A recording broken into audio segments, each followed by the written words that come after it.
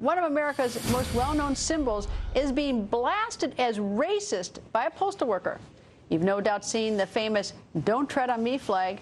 Why did he think it's racist? Former Florida Congressman Lieutenant Colonel Alan West goes on the record. Good evening, sir. Good evening, Greta. How are you? Is that symbol "Don't Tread on Me" on the flag, is that racist? Well, I just will let you know that when you walk into my home in Dallas, Texas, you will see the Gadsden flag. I have a T-shirt that has the Gadsden flag, and when I go out motorcycle riding, I have the Gadsden flag on my motorcycle vest. And if you haven't noticed, I'm an American black man, and I don't see any racism or racial harassment involving with the Gadsden flag. This is part of our history, and this is part of those patriots that stood up to tyrannical government and said a very simple message: don't tread on me. Why do you think, and what happened here is that a postal worker thought it was racist. He filed a complaint, and the complaint was dismissed, and then it was appealed to the EEOC, and the EEOC then says, let's do an investigation, and this is where we are. Now we're having an investigation on this. Well, the EEOC should not be getting involved in something as this. As a matter of fact, they should have dismissed it as trivial and of no consequence if it was dismissed at a lower level.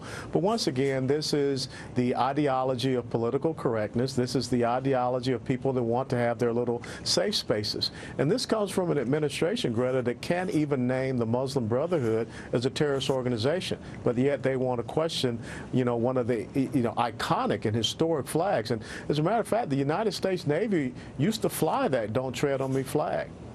Well, what the EEOC is saying is that they're not doing the investigation. They're saying that the post office should have, and they've actually sent it down to the post office to investigate, but they didn't just throw it out. I mean, the EEOC didn't throw it out. I mean, they are in many ways encouraging the investigation, saying that there has to be one on this. Well, what I find interesting is, this is one of those Friday stories that I really believe the EEOC was trying to sneak past. But once you have people such as yourself and other news media that caught attention of this, they questioned them on it, and now they're trying to back away from it.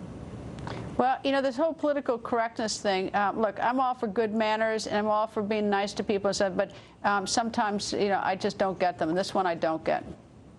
Well, absolutely not. And, there are people out there, I'm sure there are a lot of police officers that really are offended by a Black Lives Matter T-shirt, but you don't see them going out and complaining, do you?